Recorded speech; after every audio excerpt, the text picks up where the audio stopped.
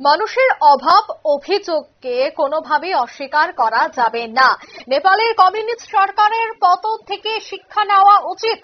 এবারে মন্তব্যই করলেন বামপন্থী বিমা কর্মচারী ইউনিয়নের নেতা রাজীব নিগম। ঠিক কি বললেন তিনি, শোনাবো। नेपाल की घटना के बारे में निश्चित तौर पर भारत सरकार को भी सोचना पड़ेगा। जब जनता की आवाज को दबाया जाता है, जब ब्यूरोक्रेट और पॉलिटिशियंस मिलकर जनता के अधिकारों पर हमला करते हैं और सारी संपत्तियों को बड़े पूंजीपति घरानों के लिए बांटते हैं या पॉलिटिकल क्लास के लिए बांटते हैं, तो जनता के आंदोलन बढ़ते हैं। निश्चित तौर पर एक चिंता का विषय है।